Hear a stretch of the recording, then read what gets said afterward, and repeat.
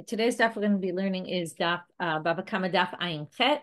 Okay, as yesterday's daf was pretty short and tomorrow's daf is short, but today's daf is a little bit on the long side with a lot of different topics. So we're going to get started with kilayim. If you remember, we saw yesterday, we kind of got to this as a tangent because we mentioned the Mishnah, braitot, where really the important part of the braitot wasn't about the kilayim, but then we had this case where somebody stole kilayim and slaughtered it, an animal that's a mixed breed.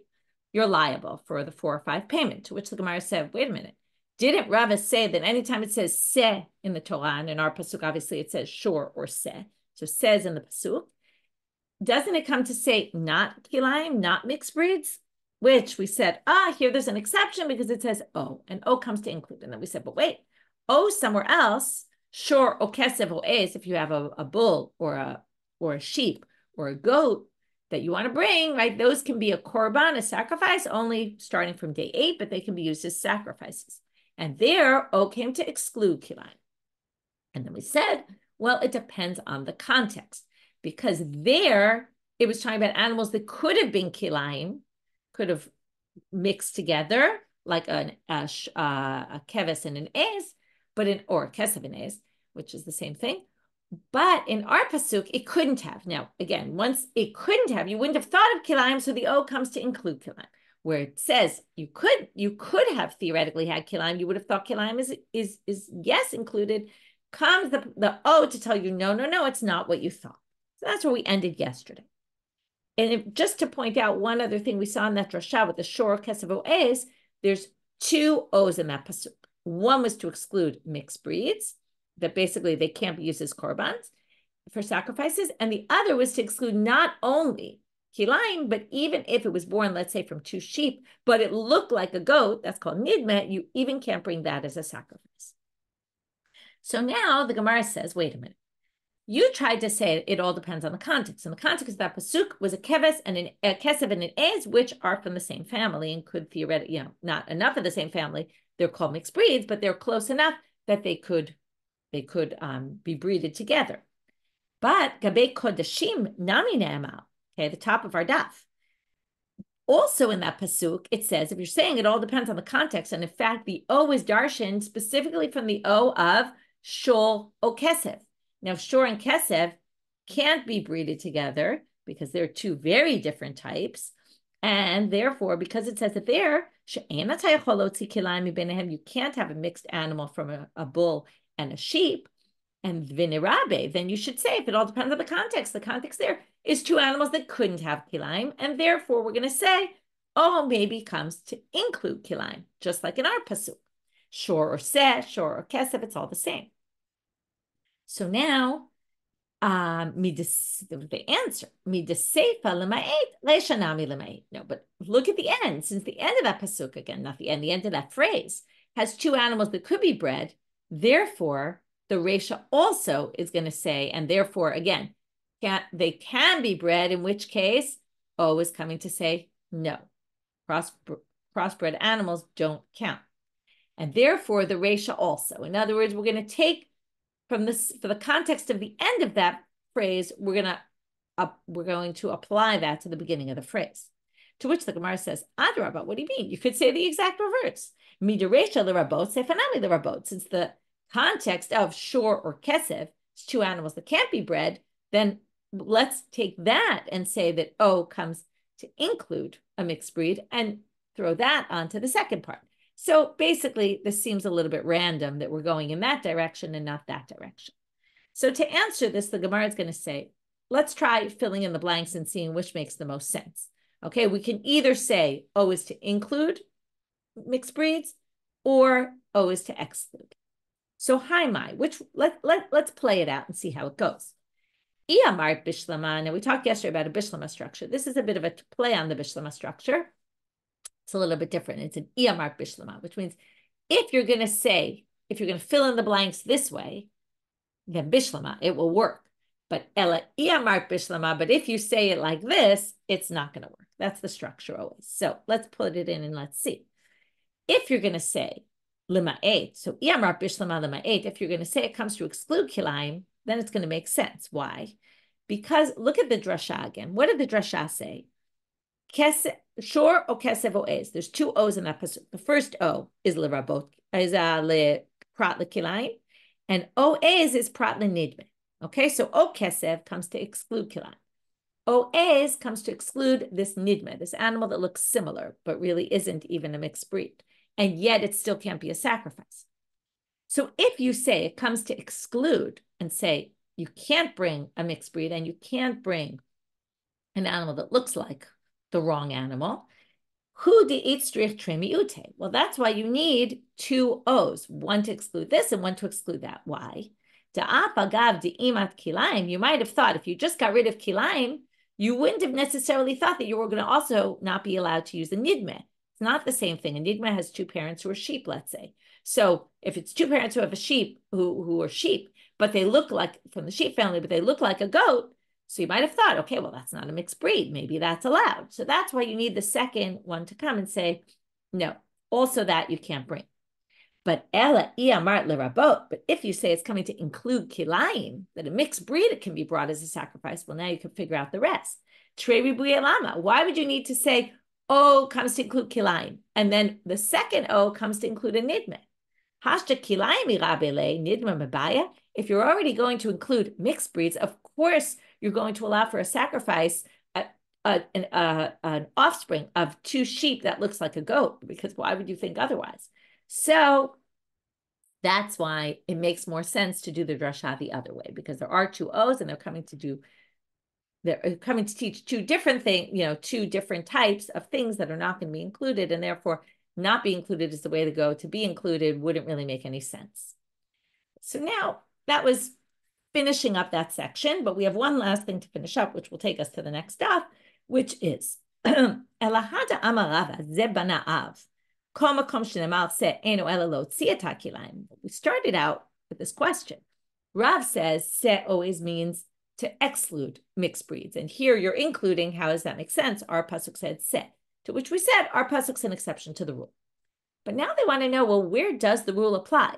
Rava obviously wanted this to apply to something. So the Gemara asked, Lamai hilchata, what was Rava's statement meant to be talking about? It wasn't meant to be talking about our pasuk, obviously, because our pasuk, you are liable for kilaim. So, lamai hilchata, what was the halachic purpose of his statement? Where was it applicable, basically? And we're now going to go through three options and reject them all, because we're going to say we don't need Rava's statement for that. It's obvious from drashot in the pasuk that this is the case. So let's start going through. We're going to have three attempts to try to say maybe it's for this. Ilikodshim, if it's for sacrifices, because remember, let's just go back.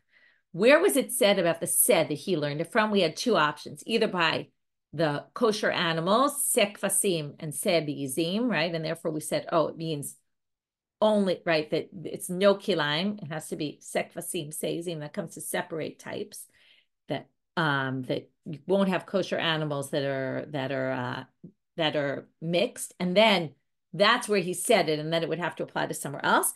Or it could be by the Korban Pesach of Zachar ben Shana Yelachem min hakvasim u'min ha'izim, which means the animal you choose for your Korban Pesach can't be kilaim. And then again, we're going to apply that to all other cases. So now we're going to try three attempts to figure out where he was trying to apply it to.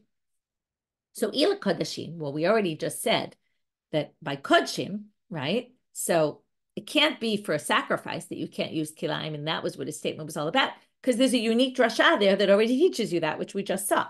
So you don't need Rava's statement to tell you that when the pasuk already tells you that. Behediktivu, and this is just a review of what we did at the beginning of the daf, shul oke, or in yesterday also, shul okesef prat lekilaim. Okay, it already says the O in that pasuk is coming to teach you this excludes mixed breeds.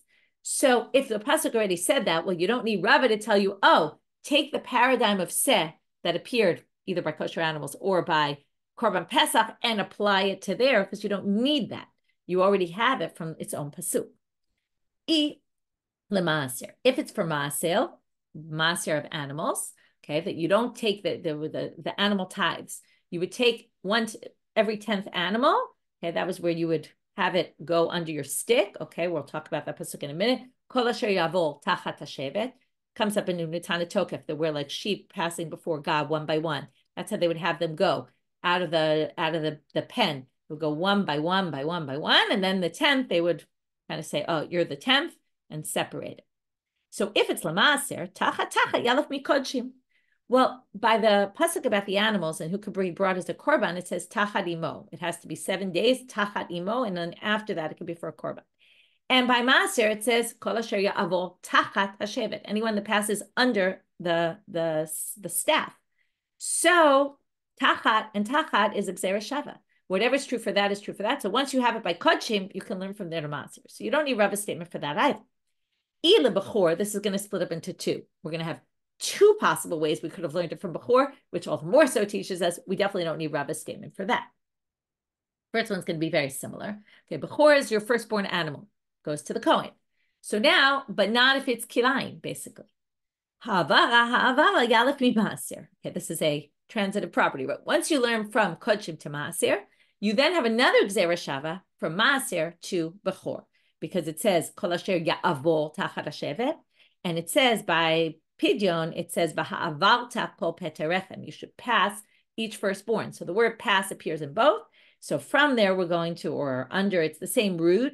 Okay, translated a little differently, each one in English, but ha'avara, that both have the root ayin bet resh. So we learn it from Maaser. So that's one option. Or we actually have a halakha that teaches you a nidmeh can't be a bechor. So again, the same logic as we saw before. Once a nidmeh can't be a bechor, obviously a kilayim can't be a bechor, because a nidmeh is way better than, because it has two parents that are the same, as opposed to the bechor, which as opposed to kilayim, which has, it's a mixed breed.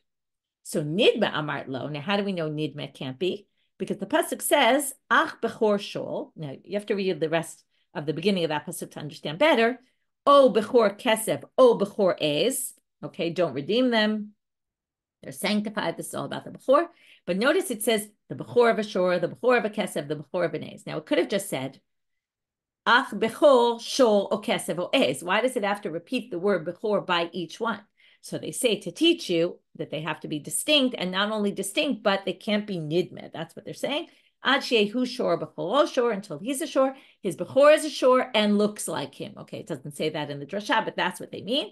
So nidmeh is already derived directly from a pasuk of bechor. So you definitely don't need Rava's statement to talk about kilayim by bechor, because if a nidmeh that just looks like a mixed breed but isn't a mixed breed can't be used, then obviously a mixed breed can't be used. So kilayim ibai, you wouldn't need to teach about kilayim. So basically, we rejected three possibilities as to what Rava's statement was said about. So now we're going to give an answer. Elakiyat mar de Rava linyam peter chamor. Okay, peter chamor, you're supposed to redeem with a set. And then there's a mishnah that describes all sorts of things you can't use. Okay, the commentaries say this is if you're going to use something that's less than its value, than the value of the animal, of the chamor itself, because usually redeem something with its value. If you're going to redeem it with less than the value, you can't use. Ein podim lo be'egel, not with a young, a calf, not with a chaya. It has to be a domesticated animal, not an undomesticated animal. Lo b'shchuta, not an animal that was slaughtered. It has to be alive. Lo b'treifa, not an animal that's going to die within a certain, 12 months or has some sort of serious problem, health issue. Lo b'kilayim, not, now that's the key thing for us, not with kilayim. Now what they're going to say is basically you can't redeem a donkey with an animal that's a mixed breed. And that's what Rava's halakha was all about. Now here, it's true, it says it here, but we don't know what the basis is. And the answer is the basis is the se, the paradigm that because it says se, right? Because what's the pasuk there? Peter chamor tifdeh b'se. Okay, the firstborn of a donkey you redeem with a sheep. We're going to get to this all in Chulin, this whole thing discusses all Peter chamor. I think it's in Chulin, if I remember correctly. Anyway, it's either there or it's in Bechor. It's probably in Bechorot. Maybe I'm confused, but maybe it comes up in both. Anyway, we have time till we get there, but we'll understand the halakha much better then. V'lo b'koy, and not an animal that's a suffix. A koy is always this animal that we're not sure whether it's a chaya. It's a particular type animal, perhaps something in the buffalo family, not clear. Whether it's a chaya, an undomesticated animal, or a behema, a domesticated animal. So since, even though it might be a behema, but chaya is no good, and since it might be a chaya, so you can't do it. Anyway, the main thing we had here was kilayim can't be used. Where did they get that from? From Rava. And that's what Rava's halakha was all about. That all works fine and well if you hold by this Mishnah. But Rabbi Elazar de matir b'kilayim, ditnan Rabbi Elazar matir b'kilayim mipnei shu seh. Rabbi Elazar exempts it in kilayim, meaning he permits it in kilayim. He says you can redeem it with a mixed thing as long as it's, it's still called a seh. Like let's say you have a sheep and a goat, it's still within the overall same family. So you could actually do that. So according to him, Rava's statement can't be talking about this. So you have to find something else for this. So we have two tracks. Either it's coming to teach you about the halakha of peter chamor, redeeming a donkey, or it's not. And then you have to find something else because that halakha actually is permitted with kilayim according to Rabbi Elazar. So Amar Lacha Rabbi Elazar, he could say, right? He's not here to answer, but we could say according to him, Ki itmar de Rava litameh shenola min hatahor v'iburo min hatameh. Rava was talking about was about kashrus, that a mixed breed. Okay, what we're talking about is it excludes mixed breeds. When it says seh, well, it says seh is a kosher animal, but not a seh that mated with a non-kosher animal. It's a little weird. You would even think, okay, there's two things weird about this. One, the Gemara asks, one, the Gemara doesn't ask. One is that why would you even think that if it was a partial non-kosher animal, it would be kosher, right? It's a little bit strange to think that that would be kosher, but that's basically what they're coming to say. And he points out, Udelo ke Rabbi Yoshua, and it's actually not like Rabbi Yoshua. The second question we'll get to in a minute. I said two questions, but wait, the Gemara will ask it. And by the way, if you're going to go by this Rabbi Elazar track, where you're going to say that peter chamor is actually permitted with a kilayim, and you're going to have to say it has to do with kashrus here, well, it can't be like Rabbi Yoshua. You can't explain this to Rabbi Yoshua. Why? Because he actually has a different drasha to meet sekvasim b'seizim nafkale. You already learned kosher animals can't be crossbreed because it says se. He learns it from sekvasim and seizim, meaning kosher animals can't be if they're a mix of a kosher and a non-kosher. It can't be because he already darshan that from this pasuk. By a pasuk specifically there, which means you can't say Rava's general paradigm was for this because this has its own drasha. Okay, but that's like if you go by Rabbi Elazar, then you can't hold like Rabbi Yoshua. We're going to say those are mutually exclusive. But now they say, right? So, and he learns there, Ad she'aviv keves v'imo kibsan. Okay, it would have to be both parents, both of the are kosher animals. So now they have this side question on this thing. Wait a minute.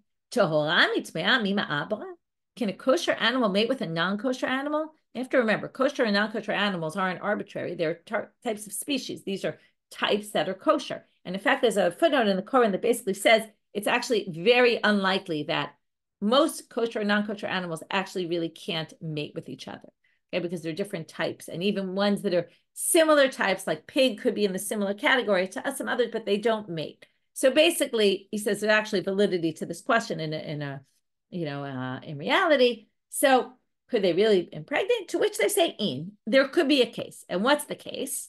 So now this gets really off. Okay, we're talking about a very unique, rare situation. What we're talking about, we're not talking about, okay, taking a pig or a horse and a cow. Okay, we're not talking about that. We're talking about Dekaimalan, turning down Amabet, Di Abel Mikalut Kirabishim. You have to learn what a kalut is. What's a kalut? A kalut is an animal born to, okay, we know one of the kosher signs of an animal is split hooves. Now, so right, the hooves have like a crack in it, like a crack down the middle. Sometimes kosher animals give birth to an animal, okay, that's theoretically kosher, but it's called a kalut, where it's not split. Okay, so you don't have the split hooves. It's actually not split. The hoof isn't split. That animal is actually kosher. But if that animal impregnates or gets impregnated by a regular split-hooved animal, then that is what we're talking about. That's a kilayim that doesn't work. So that's why it's a very weird thing. The kalut itself is kosher, or consider, right, you could eat it because both of its parents are kosher, but it mating with another animal, that's a kilayim that's not allowed. And it is a kilayim that could actually be because it's the same type animal. It just happens to not have split hooves. So that's what we're talking about. And according to Rabbi Shimon, okay, this is Rabbi Shimon's opinion, who basically says this, that the kalut who has offspring with a regular kosher animal is actually disqualified. So fine. We got to some answer of, it's obviously, if it isn't clear from the sugya, Rava makes this big general statement that the Gemara has a lot of trouble figuring out what is this applying to. Okay, in other words, we have this built a paradigm for any place in the Torah, but it's really not for any place in the Torah. Most of the halakha we already learned from other places, and it doesn't apply in some places, and it's not actually possible in some places. So we really struggle to figure out what this big bombastic statement he makes really isn't a big bombastic statement. It seems like a very limited statement. Again, we had two tracks. If you're not Rabbi Elazar, then we did have the Chamor, the Peter Chamor case. But if you are Rabbi Elazar, then it was even more difficult to come up with what he said. And even if you aren't Rabbi Elazar, it's still only one case. It's not like when we say build a paradigm, we assume it meant in all sorts of cases. So we basically limited what he had to say. By Rava. Rava asked another question. This is a very interesting question. Harei, alai, olah, v'iflish shul.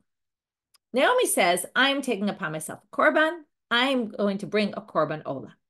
Now what happens? Then she designates the best of the best, right? She takes a shiur. That's the most expensive animal. She takes a bull and she says, I'm bringing this for my korban olah.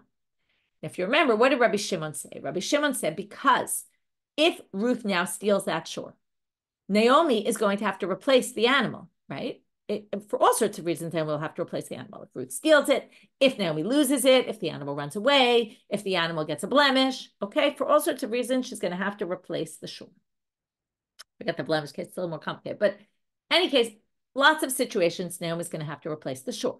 Now, let's forget Ruth steals it. Let's just talk about a regular case. Naomi said harei alai instead of harei zo. Remember, if she says this animal is for a korban olah and then something happens to the animal, she doesn't have to replace it. But if she says, I have to bring an olah and then designates an animal, something happens to the animal, she has to replace it. But what does she have to replace it with? If she picks the best of the best, her fanciest shiur that she's got, and then something happens to it, what does she have to replace it with? So we're going to see this in machloket. Some people say she could just use a sheep. Doesn't matter. She doesn't have to bring a shiur, right? She could bring, all she said was, I'm going to bring an olah, and an olah could be with a sheep also. So bring a sheep instead of a shiur. Rabbi Elazar ben Azariah says you can even bring a bird because there is such a thing called an olah ha'of. There's a burnt offering for a bird. She never said animal burnt offering. She said burnt offerings. You can even bring a bird. So the big question is, when Ruth steals it from her, what does Ruth have to replace it with? Does she have to replace it with the bull that she stole? Okay, or right now, theoretically, I assume, I didn't look this up, but I assume if the bull is still in existence, then she would have to replace it with the bull. But let's say she sold the bull and she doesn't have the bull anymore. So she has to replace it with the value of the bull, the value of what she stole. Or does she have to replace it with what kind of a loss she caused Naomi? If Naomi would only have to bring a sheep, then maybe a sheep. And let's see the sides of the question. So let's read it inside. Harei alai olah, that's what Naomi said. V'hifri shiur and designated a bull. U'ba'al cher v'ganav, Ruth comes and steals it. Mi patar ganav nafshe b'keves l'Rabbanan u'ba'olah ta'of l'Rabbi Elazar ben Azariah. Could Ruth exempt herself from payment, meaning could she pay just a sheep, or according to Rabbi Elazar ben Azariah, even just a bird? Ditnan, as it says in the Mishnah, and here's the halakha that they argued about this. Harei alai olah, the basic halakha, not having to do with a thief, but if Naomi says, I'm going to bring an olah, yavi keves, all she needs to bring, right, the minimum is a sheep. Rabbi Elazar ben Azariah, Omer yavi Torah ben Yonah. She could bring even a bird, according to Rabbi Elazar ben Azariah. So my. Now here come the sides of the questions. Mi amrinan shem olah kibel elave. Do we say, look, all Naomi took upon herself was an olah. So Ruth just needs to compensate her with what her loss is. What's her loss? Well, now she could just bring a keves if she wants, so Ruth can give her a keves or a bird, according to Rabbi Elazar ben Azariah. O dilma matze amrle. Or can Naomi say to Ruth, listen, Ana mitzvah minamuf harbina l'me'abat. I want to do it in the best way possible. I wanted to give a shiur, so give me a shiur. Those are the two sides of the question. Batar dibaye hadra pashta. After Rava asked the question, Rava answered his own question.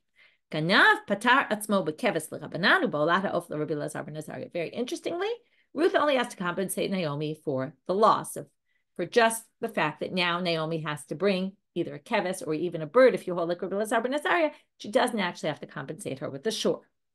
Rav Acha b'reid Rav Ika matne la behedya. Okay, Rav Acha b'reid Rav Ika had a different version of how this whole thing came about. Our sugya said Rava asked the question, gave the two sides, and then gave an answer. In Rav Ika's version, Rava just said it explicitly. Okay, we're straight directly from the beginning. He didn't ask a question and answer it. He just said, definitively, I'm a Rava, harei, alai, olah, fully sure. This is the exact case. And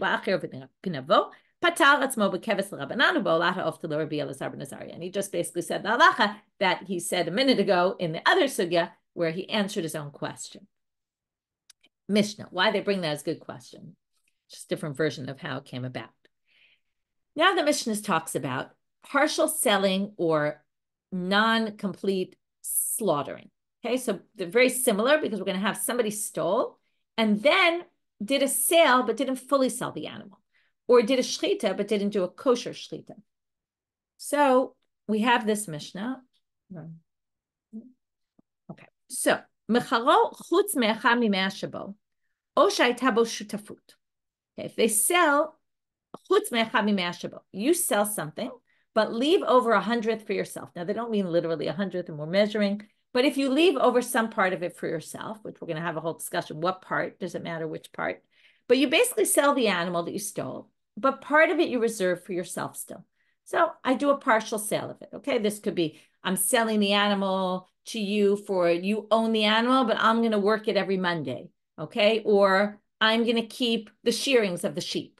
You can have the animal and for whatever, and I'm going to get the shearings. Or, you can work the animal, but I'm going to, all sorts of things. We're going to talk about them soon. Or it was jointly owned. Okay, so that means that it was before I sold it, before I stole it, we jointly owned it. We talked about this before, that if you jointly owned the animal, this was about the brothers that inherited from the father and then they slaughtered it. This is, let's say we stole it. Okay, this happens unfortunately a lot, where people are in business together and then one person steals part of the things from the business. Okay, so that could be very common. We could own, in this case, would have to be an animal. We're talking about our Rabba Chabisha. We own a farm and then I take one of the animals for myself. So that's not a complete stealing and selling because I partially owned it to begin with. I slaughter it, but as I slaughter it, I don't do a good job in the slaughtering and it turns into a nevela. Now, this is different. We had Rabbi Shimon talking about a shchita she'ena re'uya. That was if I slaughtered a treifa. And there was a whole debate. The animal was sick before. I did a kosher shchita, but it wasn't a kosher shchita because the animal happened to be sick before. This is where I didn't actually do a kosher shchita. So this, everyone would agree with. It wouldn't be a subject of debate, right? All these cases, we're going to see there's no arba b'chamishan because it's not complete. Hanocher, if I stab the animal, or ma'aker, I just pull out one of the esophagus or the trachea, the parts that you're supposed to slaughter. So again, these are non-kosher shchitas. So I pay the double payment for stealing, but I don't pay the 4 or 5 payment. Gemara, what is this except for 100th?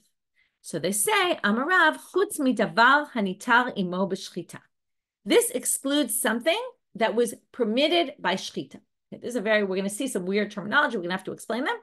This means basically what is permitted when I slaughter the animal. Okay, even though we're talking about a sale here, we're going to see that we're going to use slaughtering terminology. This is because slaughtering and selling come together in the pasuk. So when we're talking about selling and not selling completely, it's going to have to, or it's going to possibly connect somehow to slaughter. So, or that's going to be part of the debate. We're going to actually end up seeing 4 different opinions here about what we're actually leaving over that will mean it's not a complete sale. So Rav says it has to do with something, part of the animal that we permitted to meat when I slaughter the animal, meaning the meat, basically. The skin, I could take off the skin and use it without having slaughtered the animal. But I can't eat the meat without slaughtering the animal. So basically what he says is if I leave over an arm for me, like I say, you can have the animal, but when you slaughter it, give me the arm. So that is something that I keep for myself that will mean it's an incomplete sale. Levi amar chutz migizoteh.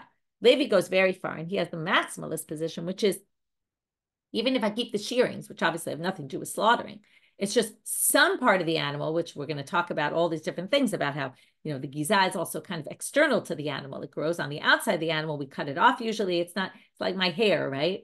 My hair is, you say your hair is a big part of your body, but on the other hand, you can cut it off easily. People often do cut it. So it's a little bit strange.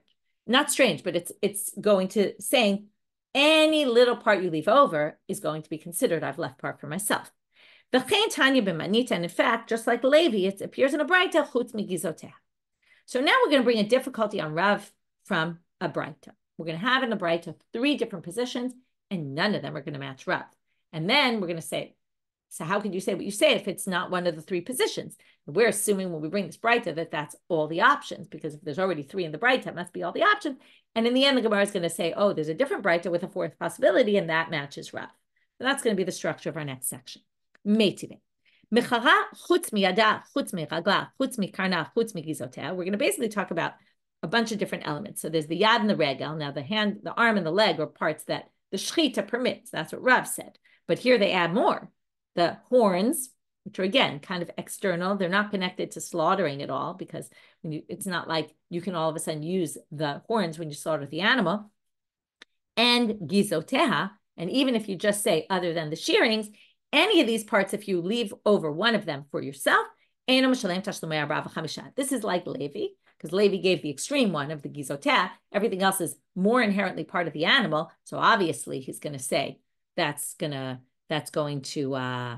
to basically mean you didn't sell this animal. So in all those cases, arba'a v'chamisha. So it's the maximalist position. Rebbe Omer, davar ha'ma'akev b'shchita eino mishalem tashlumei arba'a v'chamisha. There's a bit of a different interpretations what this is. Rashi says, davar she'im nital himenu na'aseh bo nevela michayim. Like the veshet, the kaneh, the yerach, the halal. If you take out a certain part of the animal, it's going to already be considered dead without, right? And you didn't slaughter it. So it's like an essential part of the body that if this part is taken out, the animal is considered dead. That would basically mean that, right? That's not the same. Now notice it has to do with shechita, but not in the same way as Rav. Rav is just saying any part of the meat of the animal, but you could take off part of the meat of the animal and yet not make the animal an avela. So that's a different opinion. If it doesn't prevent you from slaughtering the animal because it doesn't mean the animal's an avela, then you would be mishalem tashlumei arba'a v'chamisha. Rabbi Shimon ben Elazar Omer, 3rd opinion, chutz mikarna eino mishalem tashlumei arba'a v'chamisha, b'chutz migizoteha mishalem tashlumei arba'a v'chamisha. He's kind of like Tana Kamma, but he distinguishes between the giza and the karna. The shearings, that already is not part of the animal. So if you keep that for yourself, you're going to have to pay the 4 or 5. That's considered a complete sale. But the horn and anything else, the yad, the regel, all of those other things, is an inherent part of the animal is going to be considered that it's not a complete sale. So that was the braitot. Now we say, Bishlam ala Levi ke Tana Kamma. So Levi, as we said, matches Tana Kamma completely. Ala Rav Kamma, doesn't hold like anybody. To which they answer, Amri Rav Amar ki haytana de Tanya. We're going to bring a different braitot. Now, in our braitot, we had Tana Kamma, Rebbe, and Rabbi Shimon ben Elazar. This braitot is going to quote Rabbi Shimon ben Elazar also, but saying something different than he said in the braitot. And we'll get back to that. Seems like he contradicts himself. We'll resolve that later. Titania. And here we're going to see Rav's position. Rabbi Shimon ben Elazar Amar, Mechara chutz miyada chutz miragla. Okay, other than the hand or the foreleg and the hind leg, Eino mishalem tashlumei arba'a v'chamisha. You don't pay it, because that's something that is permitted with the shechita. Chutz mikarna, chutz migizoteha. But if you say the horn, which is not something permitted by shechita, or the giza, or the shearings, which are not permitted by shechita, mishalem tashlumei arba'a v'chamisha, you would pay. That's not an inherent part, and that's exactly Rav. Now that we resolved Rav, we're now going to say, okay, we had a 4-way machloket. B'mai kamiflige. What's the root of their machloket? So Tana Kamma savar utvacho hula be'ina. Now, when you say you have to slaughter it completely. And it has to be completely also owned by you. Like if you share it with a partner, we'll see later, they share it with a partner, and you slaughtered it yourself. Well, you didn't slaughter the whole animal because it's not yours to have slaughtered. So therefore, mecharo also kula be'ina, and it has to be completely yours and completely sold by you, meaning it's completely not yours. And that's why the maximalist position is you leave over any little part, that's not complete. The Rebbe savar utvacho midi dehave betvicha, lafuke midi delo have betvicha. Since it says utvacho, so it has to be something that could be slaughtered, right? That it's connected with tvicha, right? It's slaughtering. If you take out a part that can't allow you to slaughter it, then it's not going to be included here. And therefore, umecharo, because mecharo comes with that, Dumia de tvicha. It has to be like tvicha, which means if you remove some part and keep for yourself a part that would have meant the animal can't be slaughtered anymore because you made it an avela, then it wouldn't be included. Rabbi Shimon, right, you wouldn't be liable the 4 or 5. Rabbi Shimon ben Elazar in the Braita, the first Rabbi Shimon ben Elazar holds, distinguishing between the horn and the shearings. Karna de lola migza kaima. Karen in general, you don't cut off. Now it's true when we do a shofar, you do, but generally you don't cut it off. It's not meant for being cut off in general. Habi shiur. So by leaving it for yourself, if you sell the animal without selling the Karen of it, that's basically considered part of the animal that you left over. But Eino that you kept for yourself, and therefore it's not a complete sale. But gizoteha, you can see where they're going, dilamegas kaime, which are always cut off, lo havishir. It's not considered an inherent part of the animal, and therefore mishalem tashlumei arba v'chamisha. If you kept the giza for yourself, that wouldn't be an incomplete sale, because that's considered a separate part of the animal. The idach tana debei Rabbi Shimon ben Elazar, and the other Braita that quoted a different version of Rabbi Shimon ben Elazar, which matched Rav, would say the following: Yadav v'raglav detzrichei tvicha havishir, v'lo mishalem tashlumei arba v'chamisha.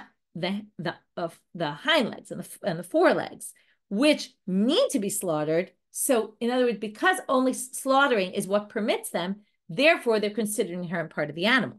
But but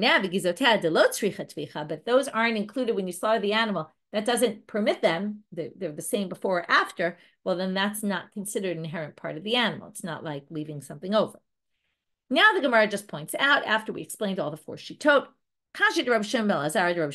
okay, there's a contradiction between what Rabbi Shimon ben Elazar says in the first Braita and what he says in the second Braita, to which they answer very simply, Trei Tanai Liba to Rabbi Shimon. There's 2 different Tanaitic opinions about what he held.